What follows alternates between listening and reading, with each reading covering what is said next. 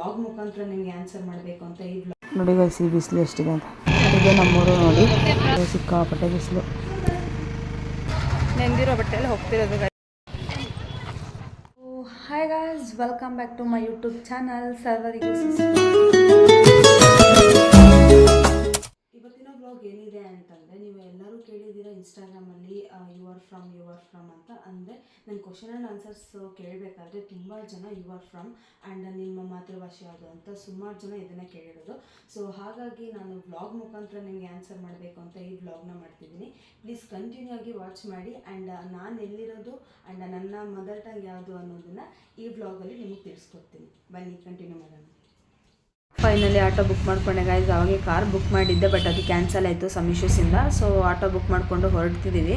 But ಹೋಗಬೇಕಾದ್ರೆ ನಾನು ಇಷ್ಟೊಂದು ಟ್ರಾಫಿಕ್ ಜಾಮ್ ಇರುತ್ತೆ ಅಂದ್ಕೊಂಡೇ ಇರಲಿಲ್ಲ ಗೈಸ್. ಯಾಕಂದರೆ 9 ಗಂಟೆ ಆದಮೇಲೆ ಟ್ರಾಫಿಕ್ ಯೂಶ್ವಲಿ ಇರೋದಿಲ್ಲ. ಬಟ್ ಇವತ್ತು ನನ್ನ ಗ್ರಾಚಾರಕ್ಕೆ ಎಷ್ಟು ಟ್ರಾಫಿಕ್ ಇದೆ ನೋಡಿ. ಬಟ್ ಆದರೂ ಆಟೋ ಅಂಕಲ್ ನಮ್ಮನ್ನು ಬೇಗ ಕರ್ಕೊಂಡೋದ್ರು. Thank you so much uncle. ಇಷ್ಟು ಒಬ್ಬೊಬ್ರು ಇರ್ತಾರೆ ಗೈಸ್ ಒಳ್ಳೆಯವರು, ಬಟ್ ಏನೋ ಸಮ್ಟೈಮ್ಸ್ ಆಗುತ್ತೆ. ಆ್ಯಂಡ್ ನೀವು ಈ ಚರ್ಚ್ನ ನೋಡಿದ್ದೀರಾ, ಎಲ್ಲಿ ನೋಡಿದ್ದೀರಾ ಅಂತ ಕಮೆಂಟ್ ಮಾಡಿ, ಯಾವ ಊರು ಅಂತ, ಓಕೆನಾ?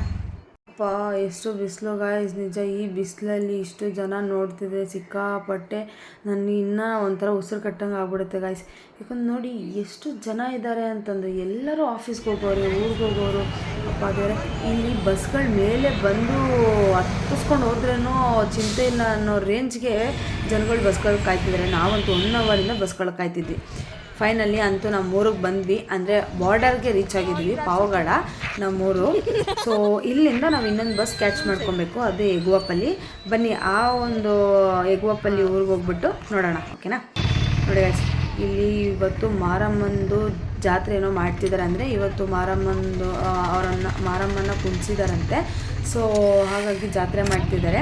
ನನಗಂತೂ ನಮ್ಮ ಬೆಂಗಳೂರಲ್ಲೇ ಬಿಸಿಲು ಅಂತಿದ್ದು, ಇಲ್ಲಿ ಅದಕ್ಕಿಂತ ಬಿಸಿಲು ಗೈಸ್. ನಿಜವಾಗ್ಲೂ ನನಗೆ ಇವತ್ತು ನಾನು ಏನಾದರೂ ರಾಂಗ್ ಟೈಮಲ್ಲಿ ಚೂಸ್ ಮಾಡ್ಕೊಂಡ್ಬಿಟ್ನಾ ವ್ಲಾಗ್ನ, ಅಥವಾ ರಾಂಗ್ ಟೈಮಲ್ಲಿ ಬಂದುಬಿಟ್ನಾ ಅಂತ ಅನ್ಸ್ಬಿಡ್ತವೆ. ಅಷ್ಟು ಬಿಸಿಲು, ಕಾಲು ಕೆಳಗಡೆ ಬಿಟ್ಟಿದ್ದೀನಿ. ನಿಜವಾಗ್ಲೂ ಆಗ್ತಾನೆ ಅಷ್ಟೊಂದು ಬಿಸಿಲು ಬರ್ತಿದ್ದಾರೆ.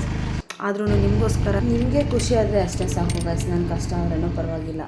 ನನಗೇನು ಅಷ್ಟೊಂದು ಮೆಮೊರೀಸ್ ಇಲ್ಲ ಗೈಸ್, ಬಿಕಾಸ್ ನಾನು ಹುಟ್ಟಿದ್ದು ಬೆಳೆದಿದ್ದು ಎಲ್ಲ ಕರ್ನಾಟಕ ಆಗಿರೋದ್ರಿಂದ ನನಗೆ ಅಷ್ಟೊಂದು ಮೆಮೊರೀಸ್ ಏನಿಲ್ಲ. ನಾವು ಜಸ್ಟು ಮನೆ ದೇವ್ರಿಗೆ ಬರ್ತೀವಿ ಆ್ಯಂಡ್ ಫ್ಯಾಮ್ಲೀಸ್ ಕೂಡ ಇದ್ದಾರೆ. ಆ ಫ್ಯಾಮ್ಲೀಸ್ ಮನೆಗೆ ಸಮ್ಟೈಮ್ಸ್ ವಿಸಿಟ್ ಮಾಡ್ತೀವಿ ಅಷ್ಟೇ. ಅದನ್ನು ಬಿಟ್ಟರೆ ನಾವೇನು ಪ್ರಾಪರಾಗಿ ನಾವು ಇಲ್ಲೇ ಇರೋದಲ್ಲ. ಸೊ ಜಸ್ಟ್ ನಮ್ಮ ಮದರ್ ಟ್ಯಾಂಗ್ ಬಂದು ತೆಲುಗು ಆಗಿರೋದ್ರಿಂದ ನಾನು ತೆಲುಗು ವೀಡಿಯೋನೂ ಮಾಡ್ತೀನಿ. ಆ್ಯಂಡ್ ತಮಿಳ್ ಅಂದರೆ ನಾನು ಓಂ ಶಕ್ತಿ ಮಾಲೆ ಹಾಕೋದ್ರಿಂದ ನನಗೆ ತಮಿಳು ಬರುತ್ತೆ. ಸೊ ಹಾಗಾಗಿ ತಮಿಳು ಸಾಂಗ್ಸು ಇರುತ್ತಲ್ವ ಅಂತ ತಮಿಳು ವೀಡಿಯೋಸ್ ಮಾಡ್ತೀನಿ. ಅದು ಮಾತಾಡಿಕೊಂಡು ನಮ್ಮ ಮನೆ ದೇವ್ರ ಹತ್ರನೇ ಬಂದ್ವಿ ಗೈಸ್. ಇದು ಬಂದು ನಮ್ಮ ಮನೆ ದೇವರು ಇಲ್ಲಿರೋದು. ವೆರಿ ಪವರ್ಫುಲ್ ಅಂತ ಹೇಳ್ಬೋದು ಈ ತಾಯಿ. ಸೊ ನಾವು ಇವ್ರನ್ನ ದರ್ಶನ ಮಾಡಬೇಕು ಅಂತಂದರೆ ನಾನು ಏನಾದರೂ ಯಾವಾಗನ ಬಂದ್ರೂ ನಾನು ಇದು ಒಂಥರ ನಾನು ಮಾರ್ನಿಂಗಿಂದ ಉಪವಾಸ ಇದ್ದು ಆ್ಯಂಡ್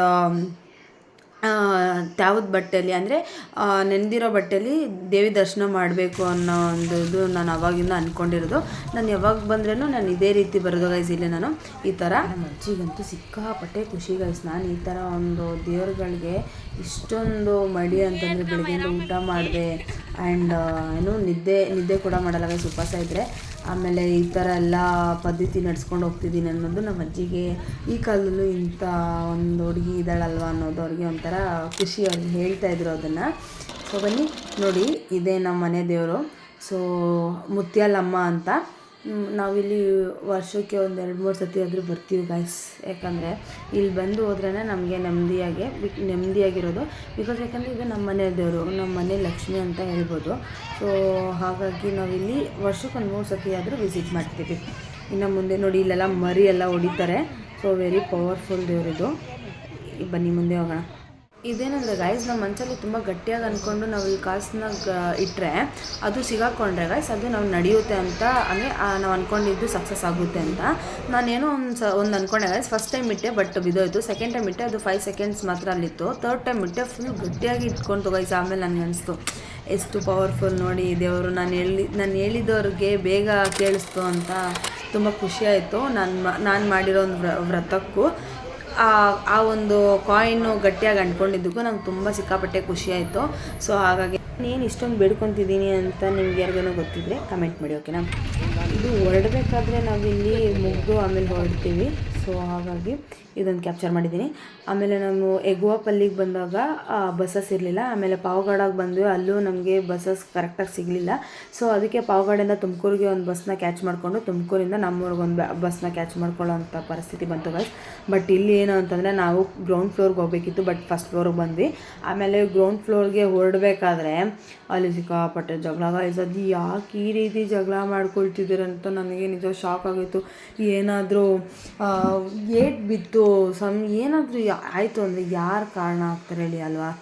ಏನೋ ಹೋಗ್ಲಿ ಬಿಡಿ, ಆಯಿತು ನೋಡಿ. ಮತ್ತೆ ಅಲ್ಲಿ ಮತ್ತೆ ಆ ಬಸ್ಸಲ್ಲೂ ಕೂಡ ಇಶ್ಯೂಸ್ ಆಯಿತು ಗೈಸ್.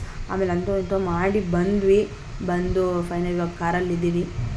ಏನು ಗೊತ್ತಾ, ಅಷ್ಟೇ ಊರಿಗೆ ಹೋದ್ರೇನು ಕೊನೆಗೆ ನಮ್ಮೂರಿಗೆ ಬಂದ್ರೇ ನಮಗೆ guys to watching my YouTube channel. So please to subscribe. Comment ಬಾಕ್ಸಲ್ಲಿ ಕಮೆಂಟ್ ಮಾಡಿ.